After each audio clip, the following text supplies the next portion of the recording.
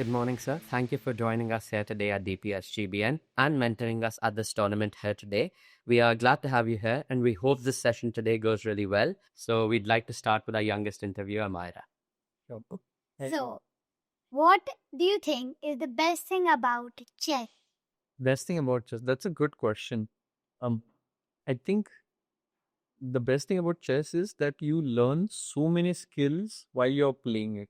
Like you learn to anticipate your opponent's ideas. So in real life, you can anticipate or be better prepared. You learn to think ahead, so helps your planning. And when you're playing chess, you need a lot of focus because you need to calculate and you kind of like zone in and remove the outside world. So I think that helps your concentration as well. So there are a lot of qualities that you learn while playing chess, which you can apply in other areas of life. I think that's the most beautiful part. And I think the key of any sport is that you learn how to accept failures because there will be losses, but it doesn't mean that you stop there, right? You learn from it and you move on. So I think that's one thing you learn from any sport, and chess especially can sometimes teach you lessons very quickly which you can avoid in real life. That's true.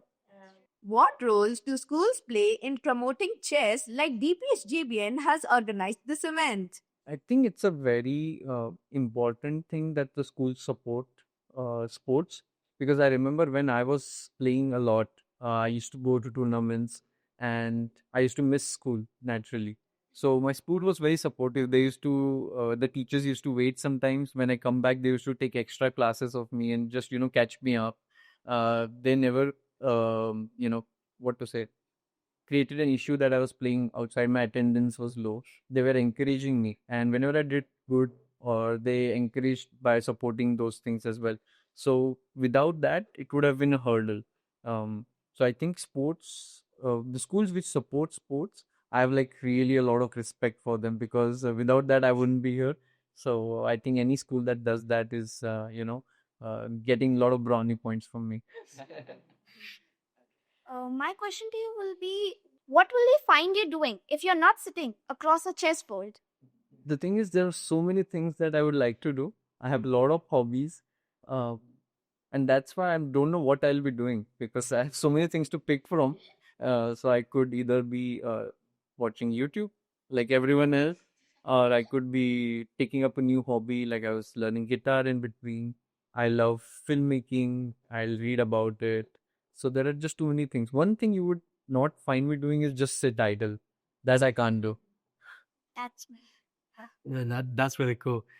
So, what was the thing that inspired you to get into chess? I'll be honest, it was a complete accident. It was not planned at all. I am a very competitive person, so I don't like losing. So my dad and mom, they both are doctors, so they thought we should do something to engage him. So I used to play cricket like every other Indian kid. But when I went to the academy, I was like 6 years old or something. They said, he's too short and like very thin. So let him like build up, like let him grow older 1 or 2 years. Otherwise, he'll get hurt with the season ball. So they asked me to pick another sport, and the option were badminton and chess. And the reason I picked chess was that at home I used to lose to my dad in chess, and I was like, okay, I'll learn now and I'll win against him. And didn't realize that this will take me to this path. So it was a happy accident. Ah, I think Bob Ross. Yeah, quite a good accident for India. that was a Quite, So that just shows that many things cannot be planned. Like yeah, you just follow, like what you like to do, and then sometimes, like how they say a car, when you're driving on a car, you can only see the next 200 meters, like in the night with the headlight. But then you go ahead, then you see the next 200 meters. And that's how you cover a journey of 1,000 miles. definitely analogy. And my question to you will be two-folded. Firstly, do you think that chess can act as a metaphor for life and morality? And the second aspect of my question will be, what are some life lessons that chess has taught you? I don't know about morality, but definitely there are a lot of parallels that you can draw to life. Okay. There's a book by Gary Kasparov, who was world champion, How Life Imitates Chess. And there he shows different parallels what you learn from chess, which you can apply in life. So I would encourage everyone to read it, whoever is interested. Definitely. Yeah. But just a follow up to that. It isn't part of the plan, but do you think it's a two-way street, not just chess teaching about life, but something you learn in life, like reading human emotions that helps you in a game? Oh, for sure. I think a sport, any sport, is a reflection of how you are as a person. Let's say, for example, somebody who is very aggressive or rash, that will show in his playing style. Let's say in cricket also. You can see Virat, for example, he shows that aggression on the field and you can see that aggression when he plays.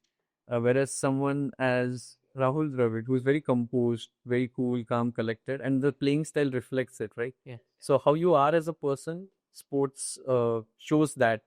Uh, so I think it many times at the top level, as we have played so many games, we have all similar skills. What the differentiating factor is how you are as a person. So let's say somebody who doesn't panic a lot in real life will be more cool and calm when he's facing a nervous moment at the board. And that's what is the differentiating factor, not just the technical skills. Yes.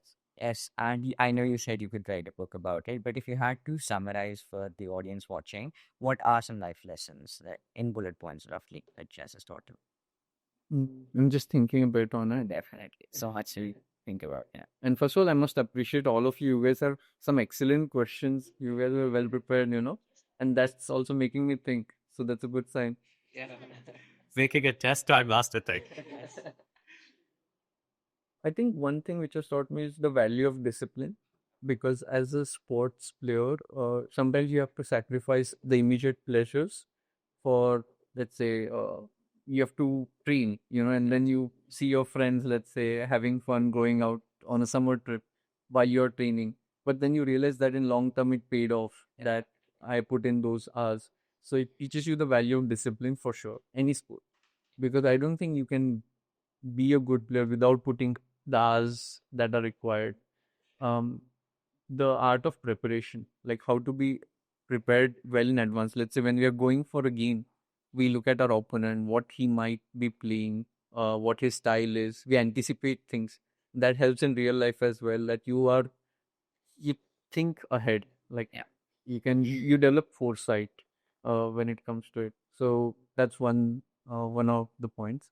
And as I said, learning how to take failures because in life you will get like few failures, but in chessboard every game you have a good chance of not things not going well, and then you kind of develop a thick skin when the real life throws you some issues.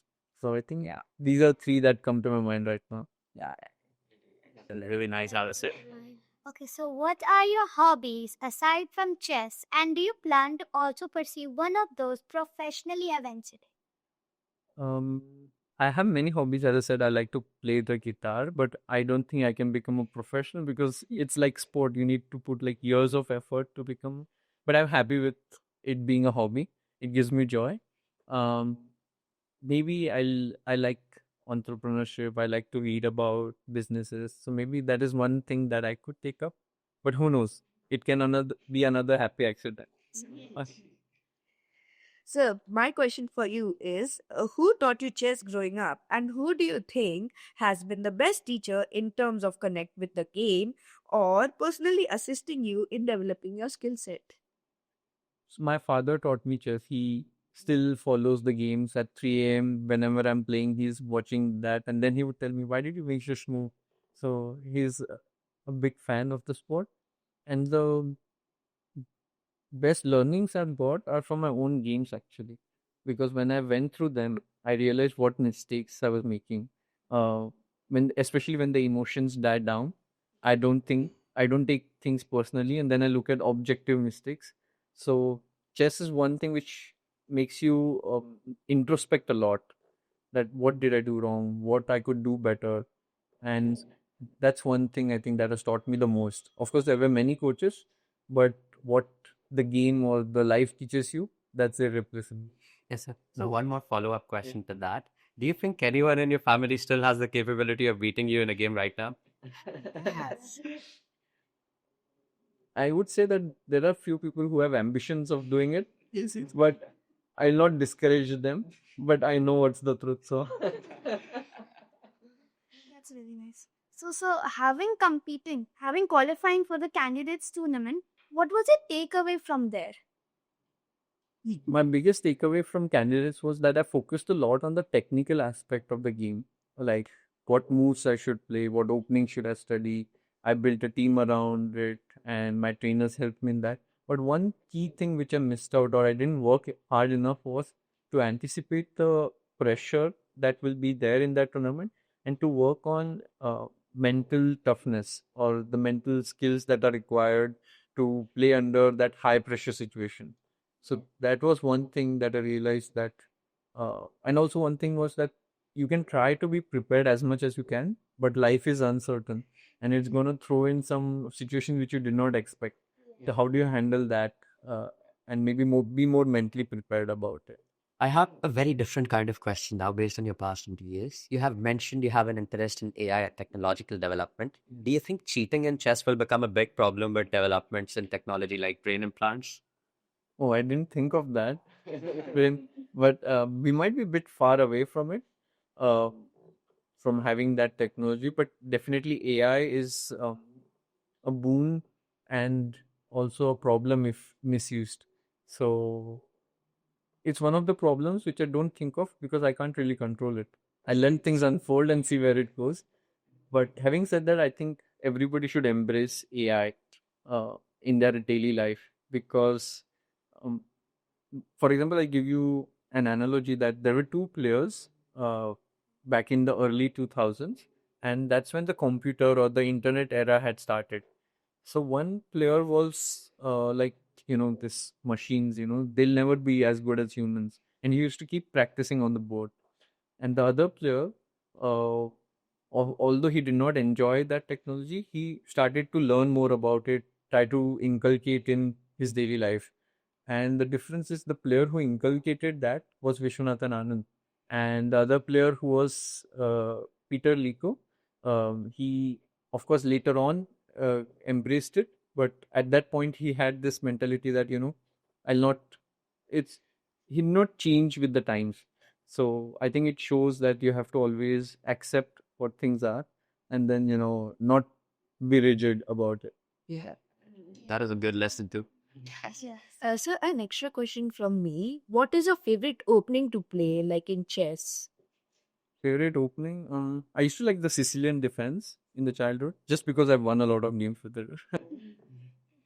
Thank you, sir. I think you answered all of our questions and doubts here. You've definitely informed us a lot, and I think we'll all be purchasing that book that you recommended. So, thank you so much for Thank joining you. us. You guys were like, really confident. You asked great questions. It was joy to talk with you all. Thank you so much, sir.